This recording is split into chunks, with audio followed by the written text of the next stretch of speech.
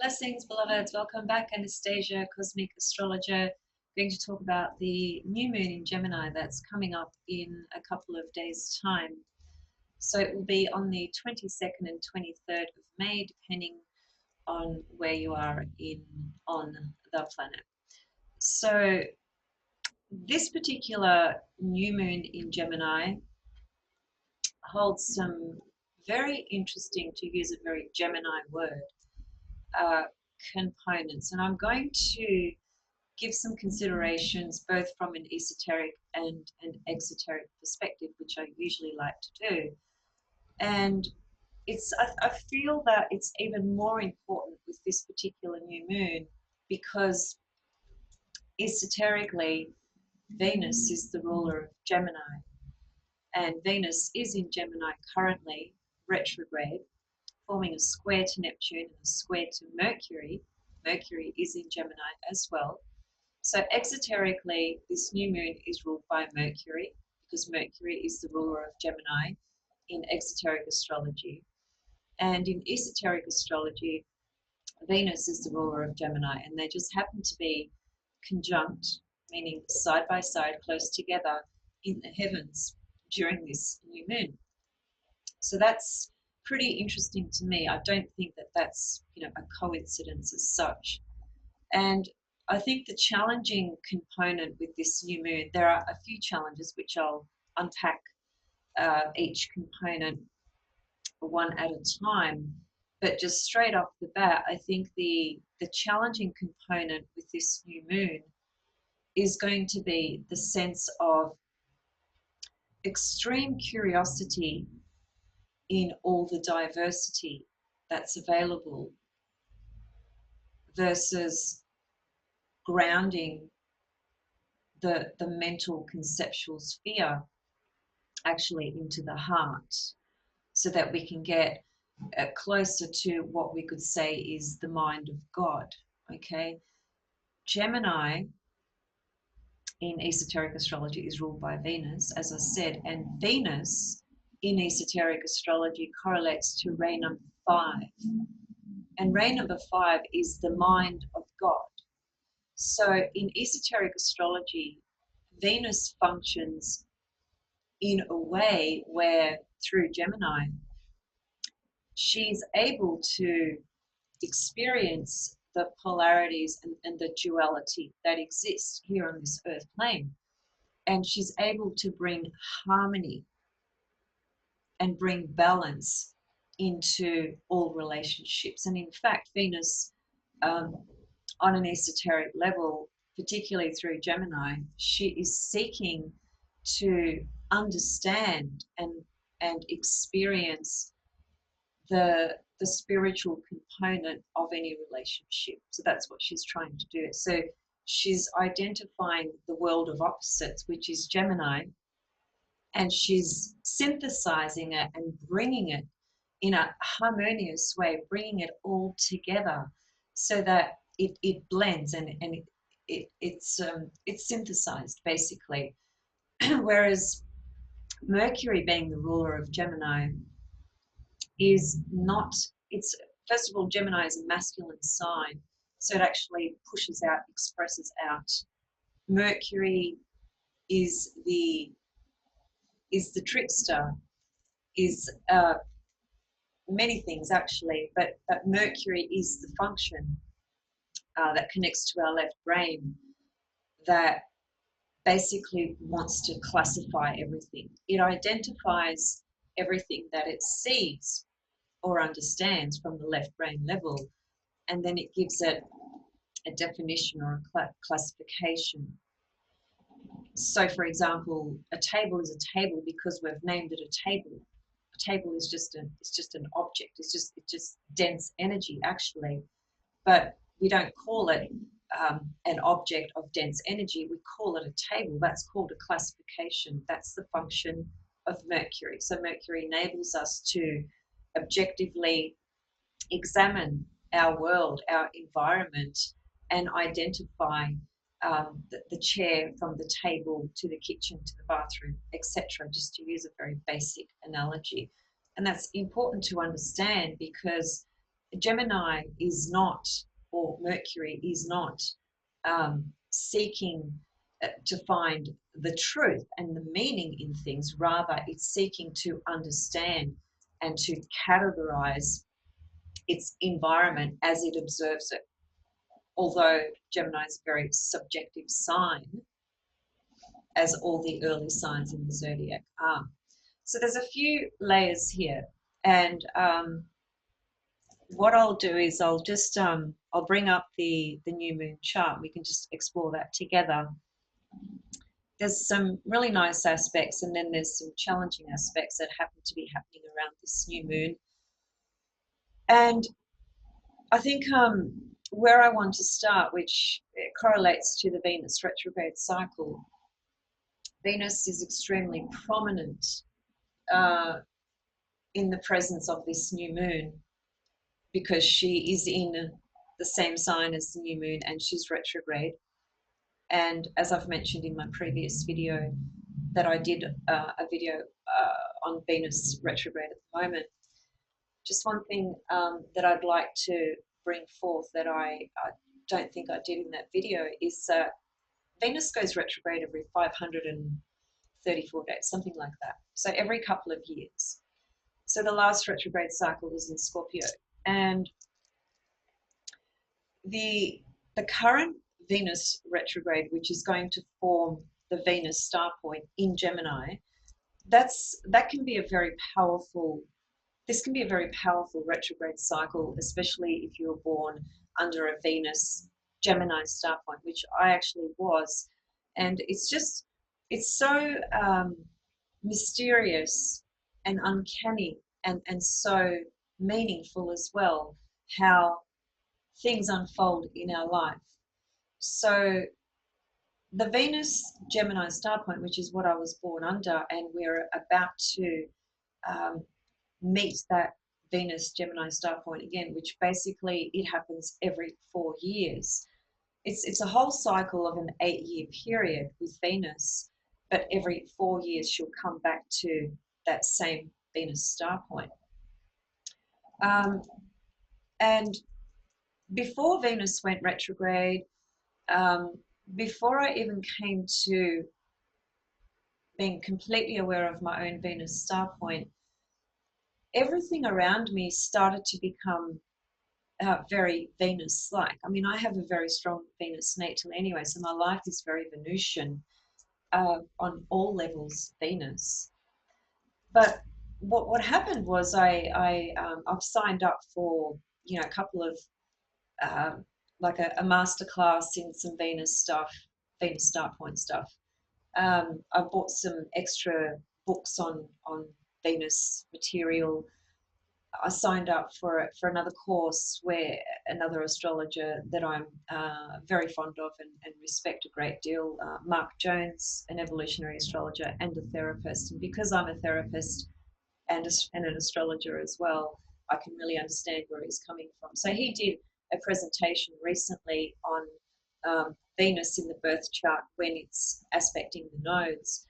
So what I'm getting at is that this Venus retrograde cycle is so crucial for me because it's going to come back to that Venus star point in Gemini, which is my natal Venus star point. So this cycle at the moment has opened up a lot of learning for me, and it's in the sign of Gemini. Gemini is a sign of learning.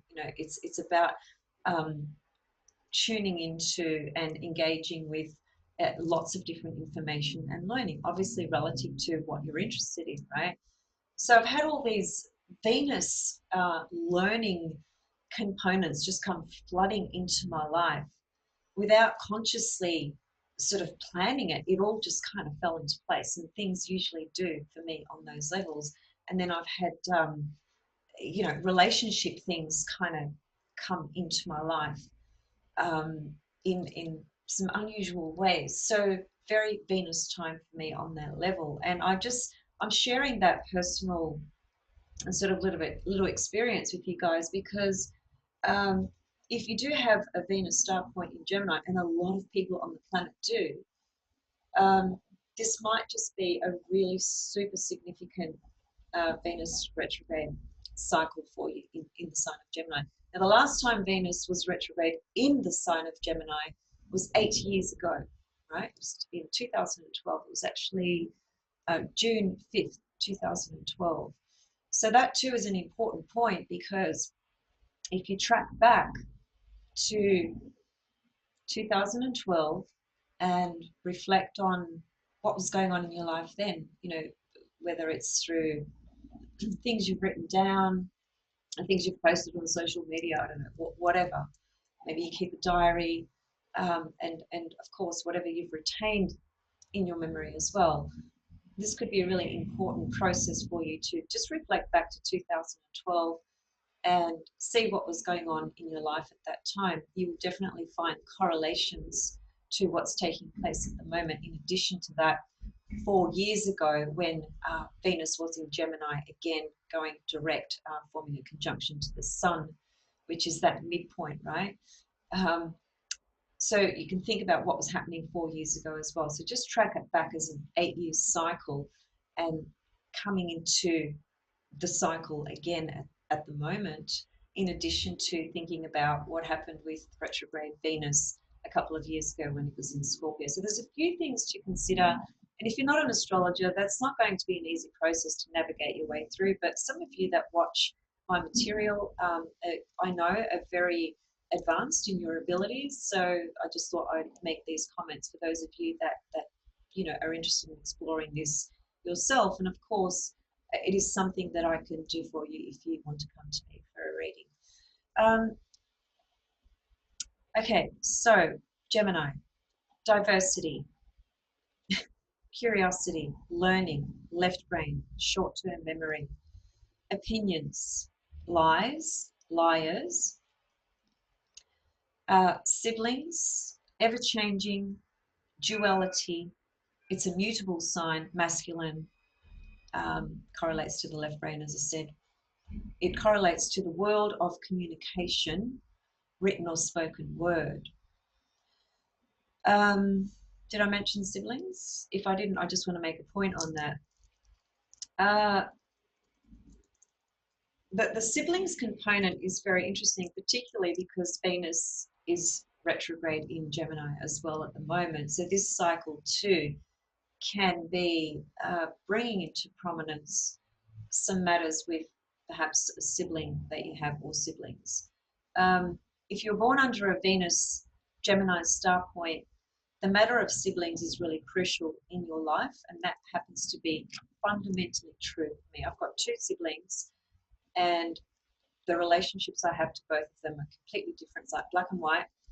They're both good, as it were, to use a basic word, although I don't really sort of believe in the terms good or bad, because that's the mind making it so. But I have very important relationships with both my siblings, and I have a pretty strong 3rd house in my chart anyway, so that describes that. But the whole sibling thing, there's been a lot of issues that have come up for me while this Venus star point in Gemini is taking place. So siblings is an important matter. Now, with the new moon in Gemini, it is obviously a new moon. The first thing is you need to locate where it is in your birth chart, okay? Is it making any aspects to something in your birth chart, namely a conjunction or opposition? I would stick with. Sometimes you can look at squares, but there would be specific reasons as to why you would do that. Generally, the way to get more of a obvious sort of correlation, if you like, is to look at what's called a conjunction and an opposition. So is the new moon landing on something in your birth chart? So you might have something at 1 or 2 or 3 or 4 or 5 or 6 degrees of Gemini, right? That would be the new moon actually forming a conjunction to those planets in your chart.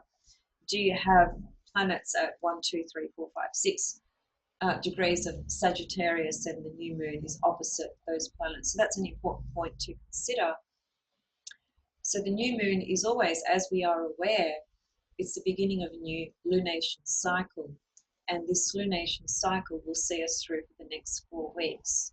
So new moons, whether, and this is not a solar eclipse, we've got lots of eclipses coming up. I'm going to do some videos on those.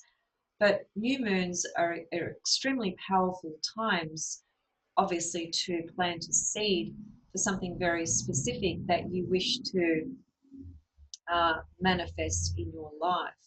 Now, because this new moon is in Gemini, the things that we need to consider is that this new moon, being in Gemini, obviously correlates to all things Gemini, which is learning, its communication, and its information. So, at the moment, with the state of the world still being in complete chaos, if you like, with a great deal of uncertainty still in place, if we get into this new moon energy from the point of view of the lower self, as it were, the lower mind, we can still experience lots of things relative to learning, new material, new information, new connections with people, exploring the diversity, lots of options. Gemini has lots of options. But that can lead to a point of not really getting anywhere as such, because there's just an overwhelming connection or relationship to an abundance of information. But what the hell does that information actually mean? Does it have any meaning? And it doesn't until you actually employ the polar opposite, which is Sagittarius. That's why Sagittarius is opposite Gemini, because it is Sagittarius that actually helps us find the truth, the meaning, and the purpose in what it is we are exploring. So Gemini is wonderful from the level of encouraging us to explore diversity. We become very curious and interested in a number of different things, people, connections we make, things we're learning, studying, and so forth. But it is Sagittarius that helps us find the meaning and the truth in what it is we have actually discovered, as it were, from a left brain perspective, right? So the new moon, let me just bring up the chart actually, because there's some fascinating things going on. Okay, so I'll just share my screen and bring up the chart. Okay, so obviously this is done for Melbourne, Australian Eastern Standard Time, which is my location,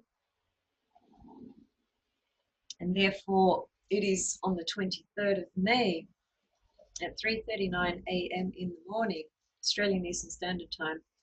For you guys, however, well, for a lot of you, because I know a lot of my viewers are from the Northern Hemisphere, it will be on the 22nd. So just keep that in mind. It's only a couple of days away for you guys, for all of us actually.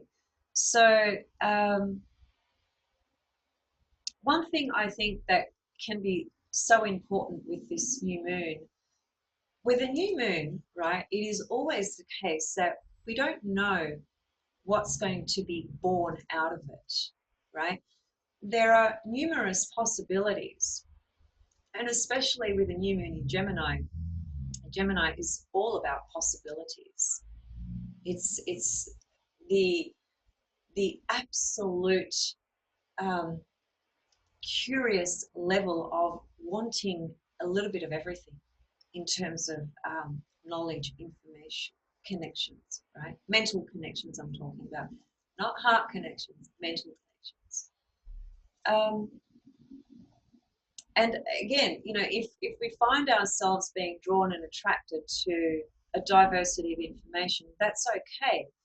But if we don't ground it and don't implement the opposite, the Sagittarius level of it, it can just leave us feeling incredibly scattered mentally, and incredibly confused, because if you look at this new moon, which is just here at 2 degrees of Gemini, you can see the ruler, which is Mercury from an exoteric level, is in Gemini, right? Venus is in Gemini, retrograde. There's a Mercury-Venus conjunction. It's pretty much exact. Okay. There's the new moon in Gemini. We have the North Node in Gemini that's recently just shifted into the Gemini. The nodes have shifted into Sagittarius and Gemini. And then we have transiting Neptune at 20 degrees of Pisces, forming an exact square to this Mercury and this Venus in this new moon chart. Now, I'm going to be perfectly blunt. This is a very tricky energy to handle because from a personality level, when you have a Venus-Neptune aspect, what it tends to do is project the ideal and the ideals of romance and love, and what you dream about in terms of your relationships, your partners, or the partner you want to attract, or the relationship you want to attract. And it projects the god, goddess desire and energy onto a human being. And a human being is not God as such. We all have a god, goddess aspect of divinity within us because that's where we have come from. There's no question about that. But we as individuals in our physicality are not the complete expression of God. I'm not God, you're not God. We are of God. So when we project the Neptune, because Neptune is the source creation to all things. It's the ultimate truth. The ultimate truth cannot be understood by the left brain, by the Gemini hemisphere of the brain. Sagittarius, the opposite, is what takes us into that field of expansion of the right brain, intuition, meaning, truth, faith, trust. Gemini gets completely lost in a whirlwind of information. So that's particularly when it's not balanced out with the Sagittarian energy. So here we have in this new moon, Neptune exactly square Venus. Now, and Venus is retrograde in Gemini. So whatever the Venus retrograde in Gemini cycle has started to bring up for you, perhaps already, just remember that what's coming up now is really setting the stage for the next 1.6 years. So the new moon with this Venus square Neptune is suggesting that we can be experiencing at this time. On the one hand, we can be experiencing some level of romance in our life, and maybe we just met somebody, or maybe this is playing out in your current relationship.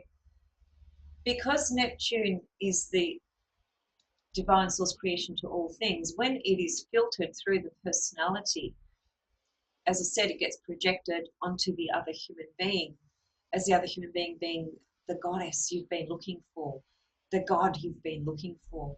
And it's a complete, at least it results in a complete sense of disillusionment down the track, because no human being can live up to that kind of expectation and ideal that Neptune brings into our human sort of experience, if you like. So Venus square Neptune in this chart can be creating, sorry, it's a bit noisy today.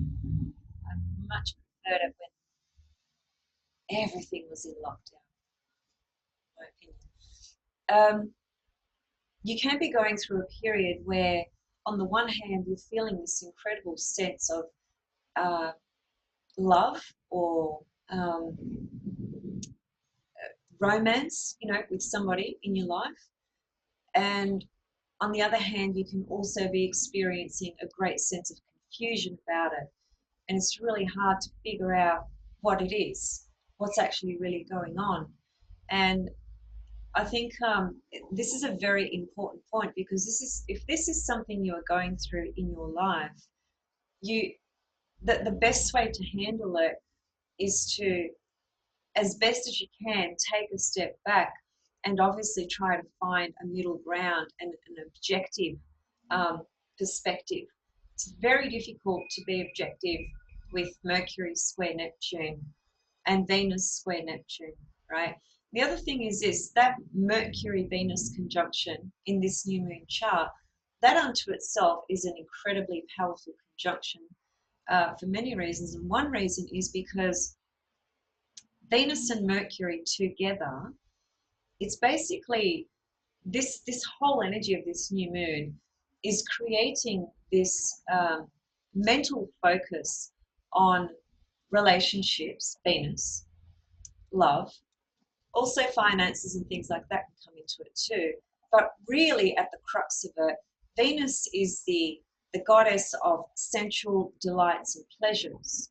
So Mercury, right there, exactly conjunct Venus, is turning our intellect into, or focusing our intellect towards what we really sensually are wanting at this time in our life. So it can overtake the logical, sort of rational part of Mercury and Gemini, if you like, and just be totally colored. I'm talking about the personality level now, right? At the personality level, it's our sensual delights and the complete mental fixation and focus on that that becomes the voice of why we want to do this or why we are attracted to that. Our sensuality overtakes us, as it were, in the mind, right? This is the Mercury Venus conjunction. And because it's all square Neptune, our perception, our perspective is completely distorted on one level, because we are projecting the ideal, the fantasy, the dream of what we really want from someone in a romantic type of situation. And that person cannot live up to that because they are not God or goddess, right? So this is where the Neptune, just remember this for future transits in your life.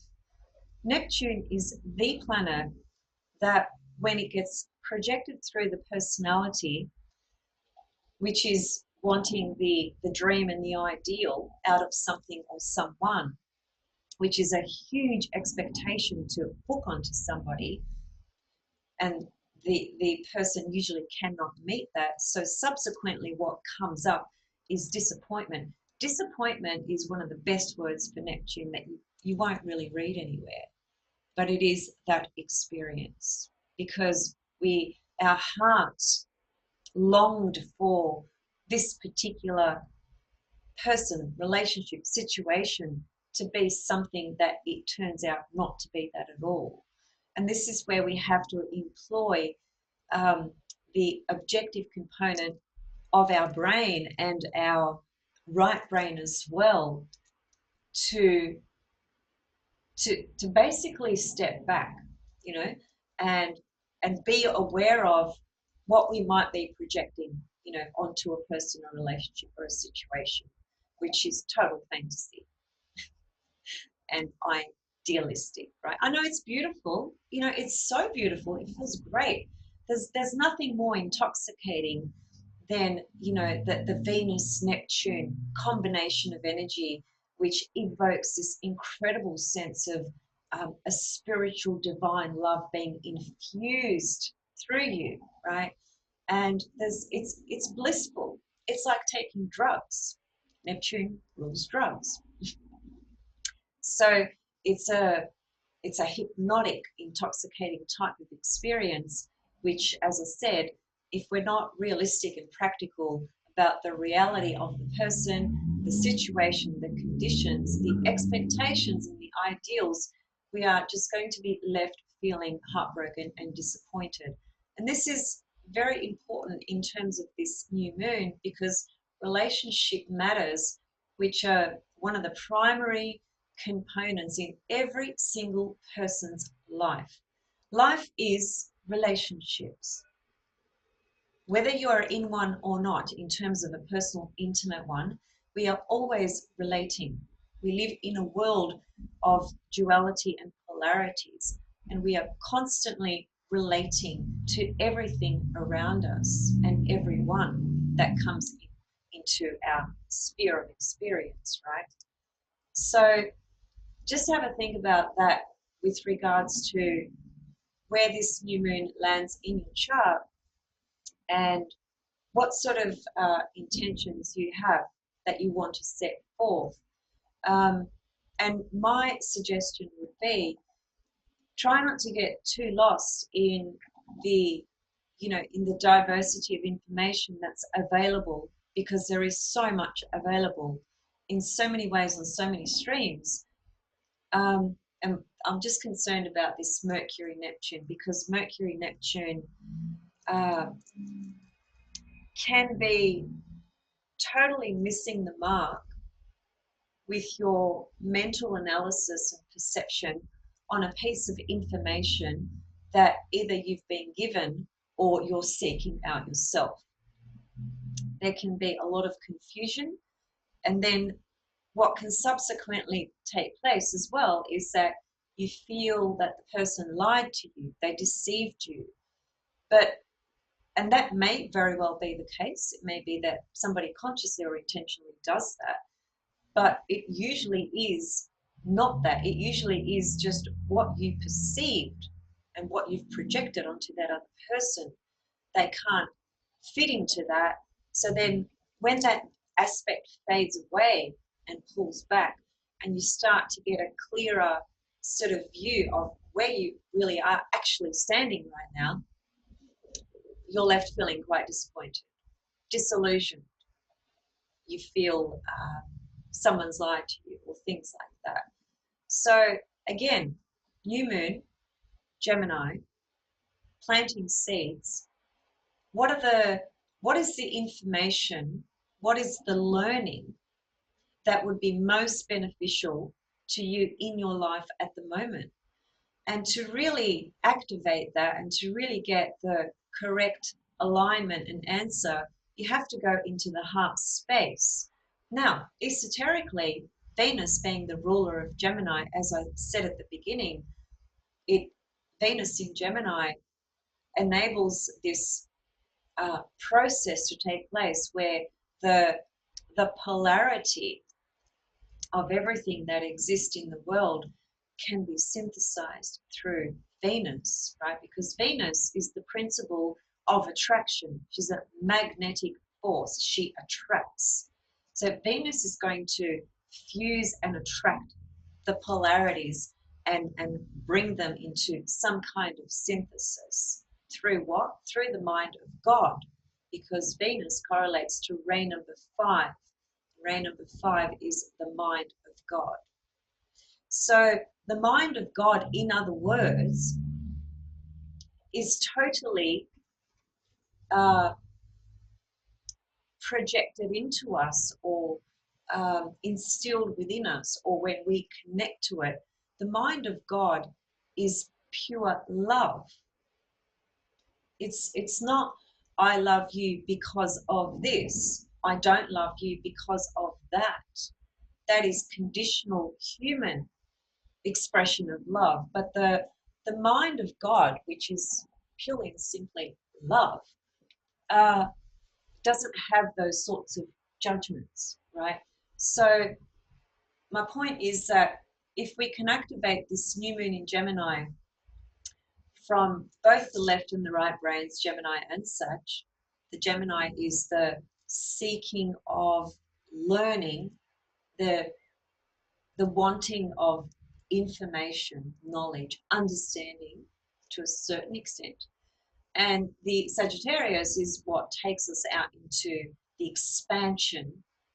So the Gemini is, as I said at the beginning, it's the classification of everything. Table is a table, chair is a chair, computer is a computer. But what does that mean? Sag brings in the meaning to anything. It's always Sagittarius. So we have to employ that Sagittarius component, or we can just get lost in a whirlwind of information that basically takes us nowhere and means nothing. in addition to that, because of the confusion and everything that's going on in the world, with the uncertainty and with the misinformation, um, there's so many personal opinions on everything, right? And that's what Gemini is. Gemini is, that's my personal opinion, meaning for you, Gemini is what describes your personal opinion. And it is important to have a personal opinion, but a personal opinion doesn't mean that it's founded on truth. It's just your personal opinion or perspective on a particular matter or situation. It is Sagittarius and Neptune Pisces that establishes the truth. Also, what I and just a final note with the esoteric component. So allow the mind of God to speak through this new moon for you. Don't just stay, well, I shouldn't say don't, but I would encourage you to expand beyond the left brain and invite the mind of God to come through, because Venus rules this new moon, esoteric. And that's the gift and the opportunity that's there with this new moon. When we employ the mind of God to come through, then whatever our plans are over the next few weeks relative to what we're wanting this new moon to bring into our life, then we're inviting truth and love and consciousness and deeper understanding that can come from the heart as opposed to just the mind. If we stay at the Gemini level, we'll just get lost with ideas and information, things that appear to be truthful and actually they're not, particularly with Mercury square Neptune. You're going to get information that's actually not correct. It's just how it is. How you sort through that, how you respond to that, what you do with that is where you can employ the mind of God to come through, right? And the right brain Sag. Set the intention for real truth to come in, you know. The other great thing about this new moon, it has a trine to Saturn. Saturn's retrograde in Aquarius. There's Saturn just up there, forming a beautiful conjunction with the gorgeous Pallas Athena goddess, forming a trine to Juno. Juno in Libra, so we have a grand trine with an asteroid, but you know, the asteroids Juno, Ceres, and Vesta, and Pallas Athena are really, they're not obscure with what they deliver. Okay, they're pretty clear in their presence. A lot of other asteroids, it can be very obscure, you know, just not so clear. Sometimes that can be the case with Pallas Athena as well, just depends. But, you know, look, I mean, Vesta in Gemini, Juno in Libra, and Pallas Athena in Aquarius. That's the trinity of air. So we have three goddesses in the trinity of air, the three air signs. What is air about? It is about communication. It is about the intellect, but it is about grand, big ideas and ideals as well. So the goddess Juno, which has been forming an opposition to Chiron the last couple of weeks or so, I think that's been a really important transit in people's lives relative to, I've mentioned this, I'm not going to go into it, but just a quick reminder, the experience of myself and the other person and the imbalances that exist within this relationship. What are they? So there's been a lot of issues around that. But this grand trine that we see here that's being formed with two goddesses, new moon and Saturn. Now this is pretty important because an air grand trine is a very powerful aspect pattern that speaks to enormous creativity coming through the mind, right? Because the air signs always connect to the mind, especially Aquarius and Gemini. So we can have incredible perception with Pallas Athena in Aquarius. You know, that's really innovative perceiving and perception and clear seeing. Juno in Libra is bringing in lots of balance for us relative to the ideas that we're trying to give birth to with this new moon. That's going to be her job in assisting us on that level. And Saturn up here is fantastic, having Saturn trine this new moon, because the the world of air, the trinity of air, the air signs, the problematic component to that is that we can have these grand, wonderful, exciting, fabulous ideas, and that's where they remain. They just remain in the world of ideas. So we have like millions of different ideas, and they're just floating around everywhere. And there's no anchor. We're not actually doing something with these ideas. We're just sort of lost in our head with them. And in our head, there's wonderful things going on, wonderful stories and narratives that we're creating with possibilities and so forth. But how is that working on the earth plane in your practical life? That's what you need to ask yourself.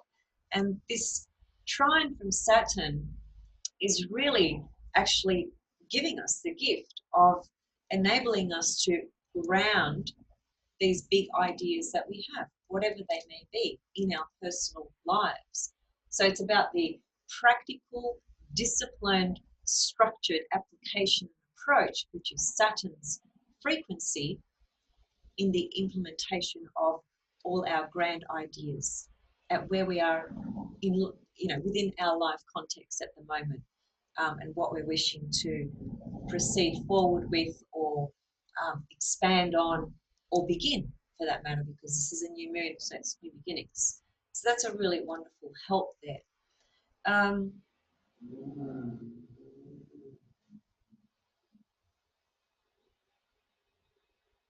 Okay.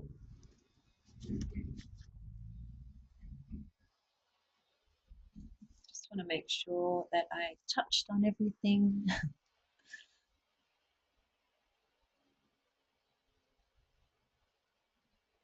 Oh yeah, and just this is a really great point as well from an esoteric level. So I explained that Venus is the esoteric ruler of Gemini,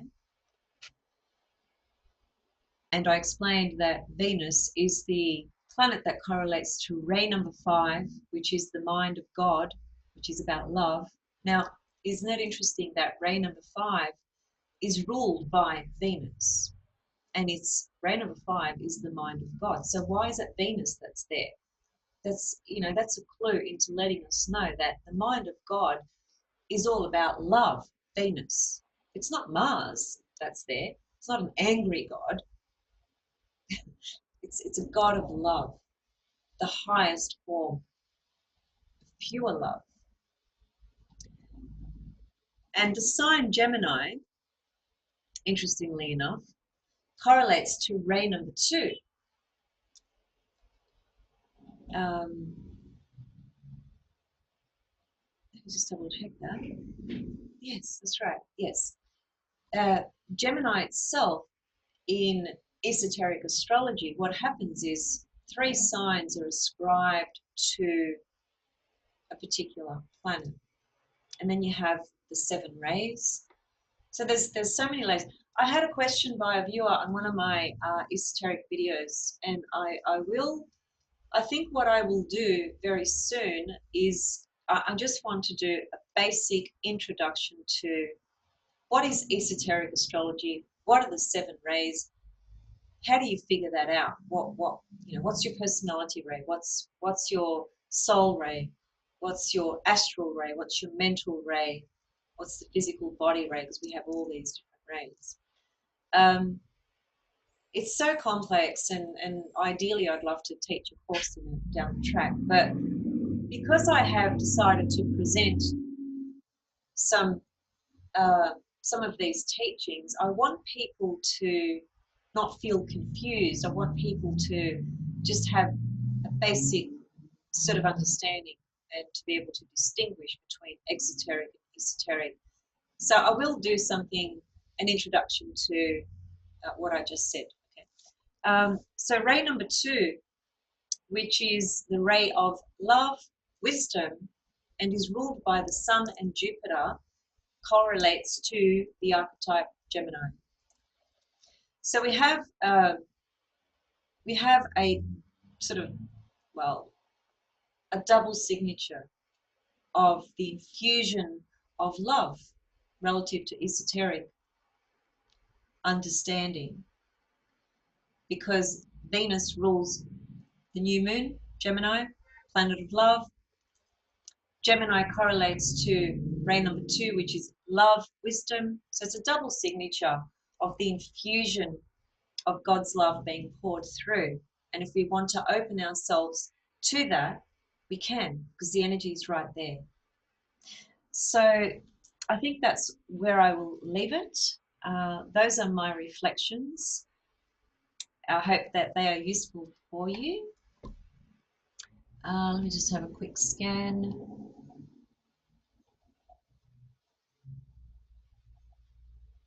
Yeah, we might want to watch that Mars in Pisces, okay, because it is actually forming a square to the new moon, okay, and a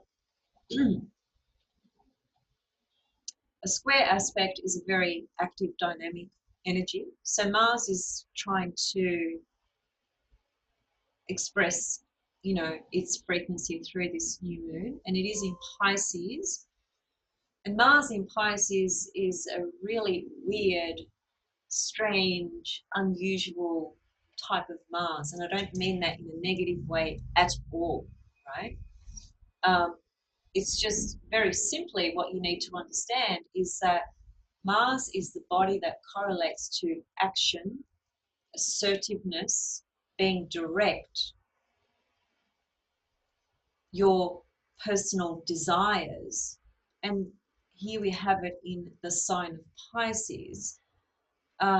It's like Aries and Pisces. How different are those two archetypes? One is at the end of the zodiac, one is at the beginning.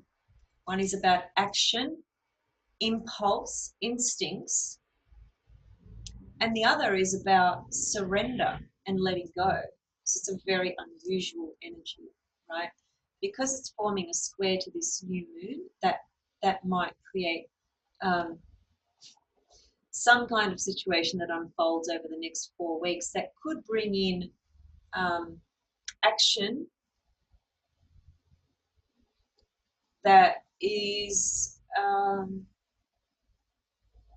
not particularly upfront and honest, right? So just watch that as you watch the next 4 weeks of life unfold for you relative to what I've discussed.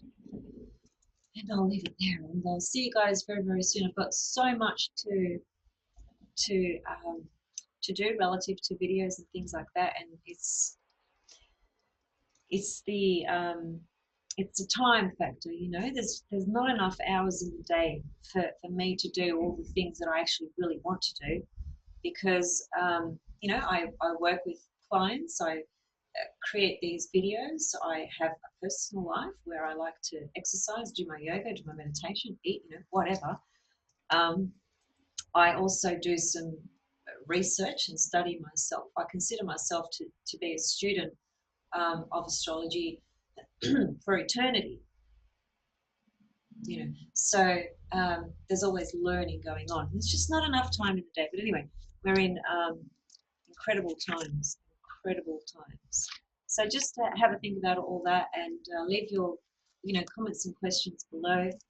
I'm happy to respond as best as I can to any questions, and I'll see you guys very soon. Sending you all much love and happy new moon in Gemini, and let the mind of God speak into that new moon of Gemini for you, so that you can actually connect to information that's going to align with what you need at this point in your life. See you guys soon. Bye.